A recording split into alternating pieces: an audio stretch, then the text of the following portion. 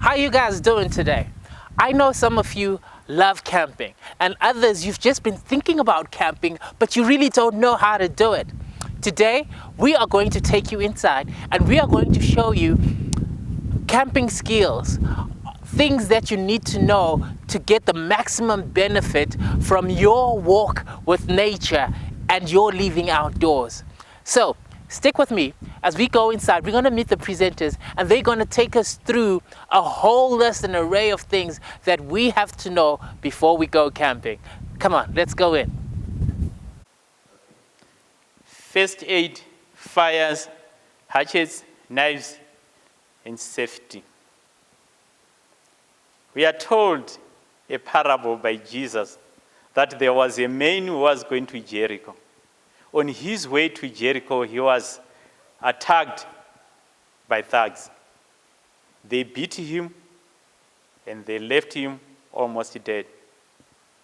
There came the Pharisee and the scribe. They did not help him.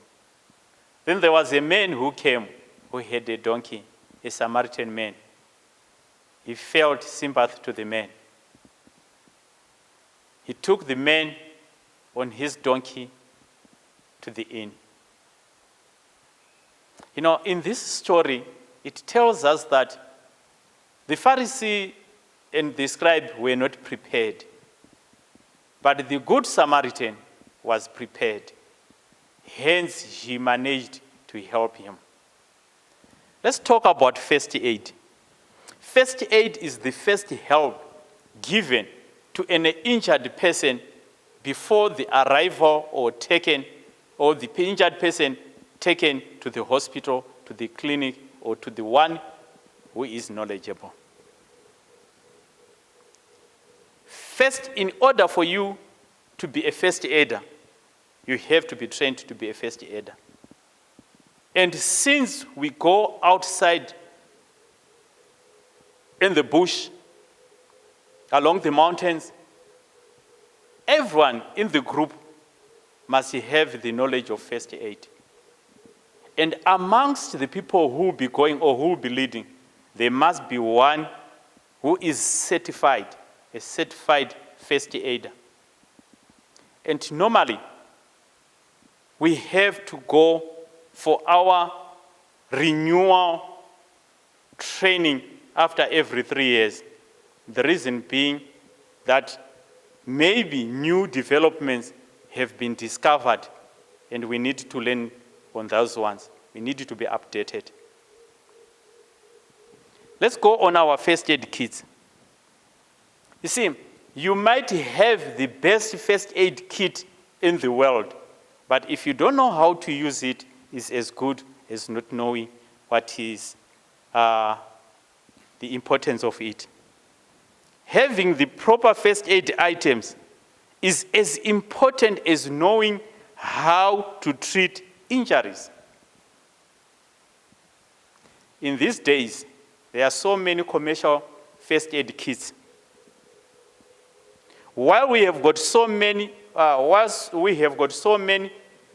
commercial first aid kits, and whilst they are readily available, assembling a first aid kit from scratch is an excellent training exercise.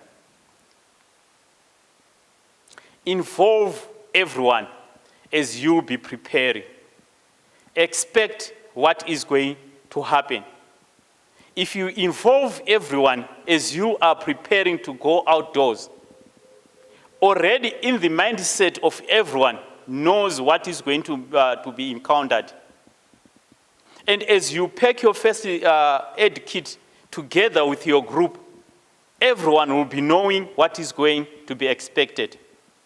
For instance, we are going to meet snakes. There is a possibility that we are going to meet snakes in the bush. So what do we need? We need to know how to treat a snake bite.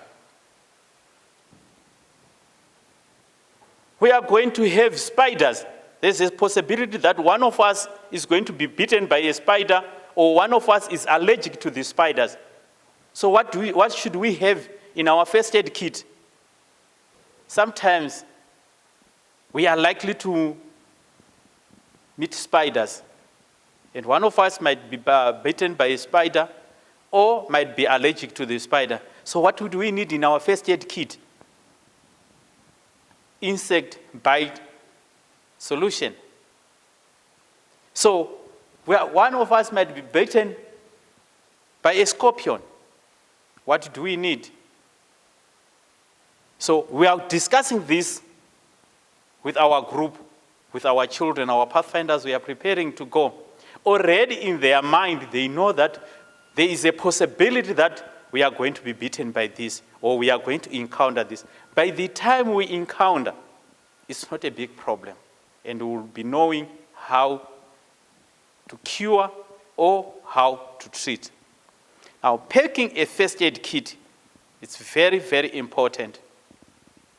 Firstly, each child, each pathfinder, and the group members must have their personal first aid kits. Then we have the group first aid kit. A first aid kit is divided into 4. Let's bear that in mind. A first aid kit is divided into 4. How it is divided? It has got covers. Divide into 4 the section of covers like bandages, strap-ins, and so forth. Tools section. Tools like scissors, tweezers, safety pins, disinfectants. Disinfectants like soap, sanitizer, Dettol, and so forth. Then we have treatments like insect bite solution, itching solution, and other tablets which your group has agreed to take. Why it is important to discuss as a group, you will now be knowing what to take and what not to take. Who is allergic to this and who is not allergic to this? You all agree. Then you pack your first aid kit. Don't forget to pack the first aid manual with you. Whenever there is an emergency and you are not so sure, refer in your manual. The best one is the colored one. Quickly read and help. In your first aid kit, don't forget to put a poncho and an emergency blanket. I'll further explain how the emergency blanket works. What are the possible accidents or emergencies that we might encounter at the camp? Bruises, fractures, sprains. Like what I said, insect bite, animal bite is very possible. You might be bitten by a dog. You might be bitten by any other wild animal. We are expected to meet such. Nose bleeding, heat exhaustion. We are expected to meet that. So we must be prepared to help each and everyone who has encountered an accident. Don't forget to have water. Always carry water with you. Water is important for cleaning, for drinking, rehydration. Water is important. Always make sure that you have got water and enough light for any emergency during the night. You must have enough light. Don't forget to pack in your first aid kit salt. It's important. Saline. You make saline, you clean. And charcoal as well.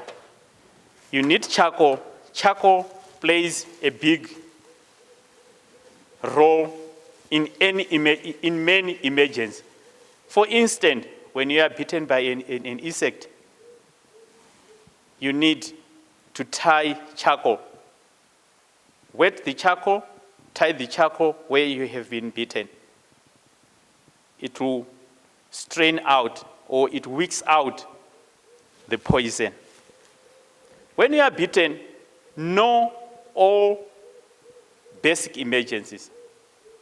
For instance, know how to treat nose bleeding, knows how to treat a fracture, knows how to treat hypothermia, for instance, know how to treat heat stroke, for instance, and many others. Always, when you encounter such problems, talk to God. He will assist you. Again, in first aid, always prepared, and prepared, and be prepared, and be prepared. At times, you have to use your common sense in tackling emergencies. As you tackle emergencies, bear in mind how to approach to an emergency. Know the 3 C's. Check, call, and care. Check what has happened. Check how best you can help. Check if there is no other dangers that can also put you into trouble or into another accident. Check first. Check how the person has been injured. If a person has been bitten by the snake, check around. You might find the type of the snake. Then approach and check how best you can help. Whilst you are helping, call. Send someone to call for assistance. Or, whilst you are still helping, you send someone to call an adult to come and help. As you are waiting for assistance or to evacuate the victim, take care of the victim. Let's go and discuss about the knives. A knife can be used as a weapon or can be used as a tool. Depends it's in whose hand. So there are precautions that you have to follow when you are using a knife. Make sure that the knife is clean. The knife is sharp. And as you'll be cutting, don't hit the back of the knife with an axe or anything heavy, because you loosen the hinges. When the knife is not in use, put it and keep it in the sheath and make sure that it is dry. Keep your knife in the sheath and you keep it at a very safe place. So we have got different types of knives. We have got the pen knives. It has got it's a multi-purpose tool. It comes with scissors, bottle openers, and a knife. When you are not using it, close everything and put it back or keep it in your pocket. So this is a rigid handle knife, and there's also another folding one. Make sure that when you are using the knife, you concentrate on what you are using it for. If you remove your mind from what you are doing, chances are high that you'll cut yourself. Then again, we go to our hatchets. All the hatchets, make sure you know how to use a hatchet. Hatchets, though they come in different sizes, you must use the one which you are familiar with. When you want to use your hatchet, make sure that it's sharp and make sure that it's clean. When it's not in use, put it back in its sheath and keep it safe. You might hang it safe from where it can cause an accident. When you are using your hatchet, make sure that you are two hatchet head side away from others. And you are far from any tree or you are far from any branch.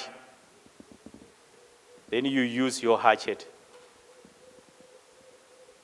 Make sure that your shoes are well fit in case they might cause an accident. In case that you have been injured whilst you are using your hatchet, quickly inform your group.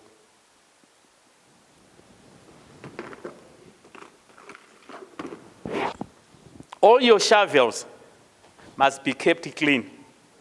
There is a multi-purpose shovel which you can use as a saw, which you can use as a shovel, which you can use as a hatchet, which you can use for different purposes. When it's not in use, keep it in its bag, fold it, and keep it in its pocket, and keep it safe. Don't let the children play around with these tools. They are not toys, they are tools. They are also dangerous. Wherever we are at the camp, we need food, we need warmth, we need light, we need accompaniment. What is it? We need fire. We only make fire, though fire is a good friend, but fire is dangerous. It's so hazardous to the environment, to the campers, to the vehicles, and many others. So when you want to make your fire at the camp, make sure that you are making your fire where it is permitted. But if it's not permitted, don't make fire. First, seek permission to make fire at any place. As you'll be making fire, if you have been permitted to make fire, use the designated place only for your fires.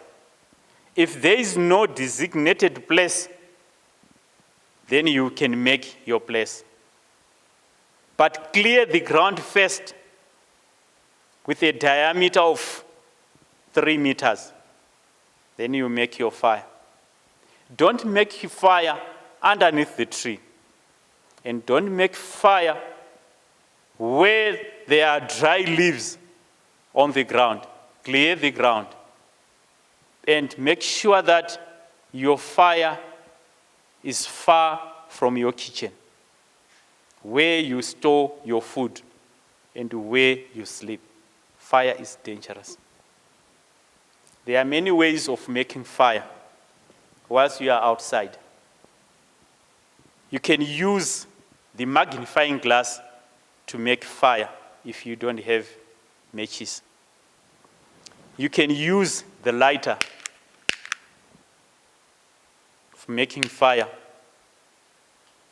you can use wet matches to make fire. Let me make a fun demo. You wet the matches. It's a waterproof matches. You see, it's wet. You can still make fire. You can also use the flint.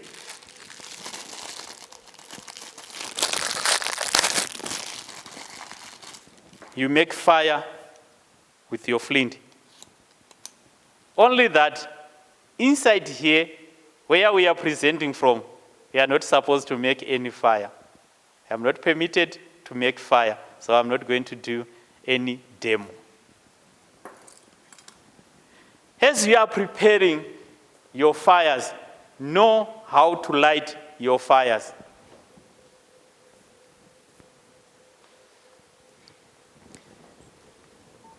You need to collect your tinder to prepare your fire. What is tinder? Any soft material that can easily catch fire. So you can use the pine needles, or you can use the barks of the tree, or you can use dry grass, even the nest of the birds, or you can use the dry leaves to start the fire. Then again, in order for us to have fire, we need three things, as we know.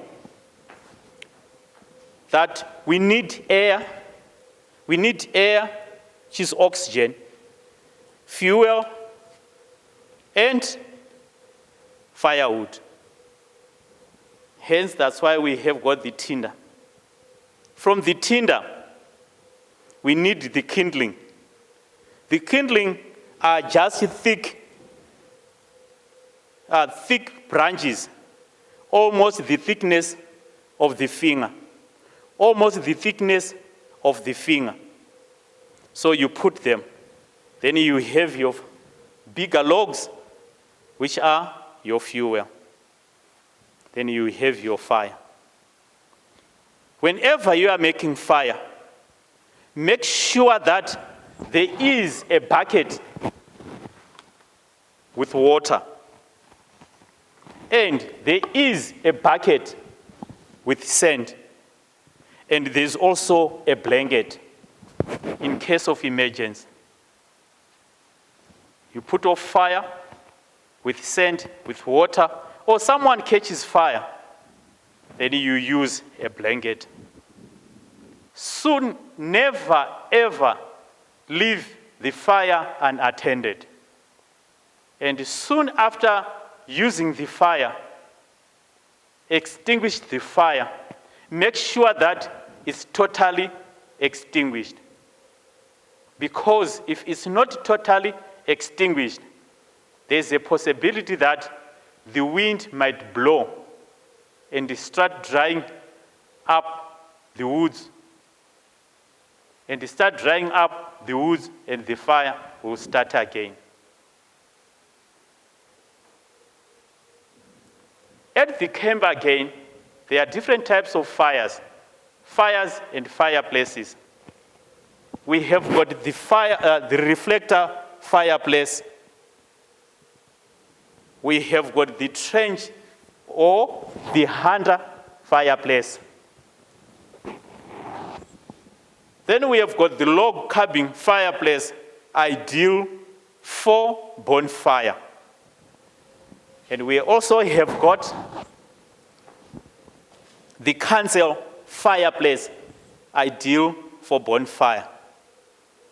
In many parts of Africa, they use charcoal for cooking. Then again, we might also use camping stoves. They are different. There are a variety of camping stoves, the ones that use different types of gases. Never Know how to install the gas tank and to put it off. Know how to light your stove. Soon after lighting your stove, after cooking, don't leave the gas leaking. Close the gas, or at times remove the gas tank or the gas canister. There is this type of the camping stove. It takes a canister, this type of canister. With this type of canister, soon after cooking, you remove your canister and keep it safe. This lid is important because if you leave it on, there is a possibility that one might come and play around with the trigger and switch it on, then it will light. Then there is an accident. And you have to close it again after using it. Might also be using it in the backpack. Do the same thing. Do likewise. Yes. Let's go for camp cooking. Funny time at the camp. How to cook at the camp. Different types of foods to be cooked at the camp. And everyone is going to enjoy at the camp.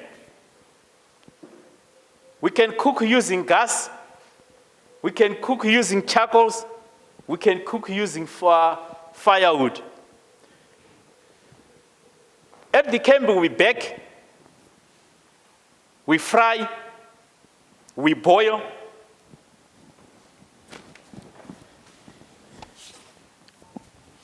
Here is our reflector oven. It's very good for baking and for braaiing. You make your fire in the front, and the heat gets into the reflector oven and is reflected to where you are cooking at. Or you can use this one.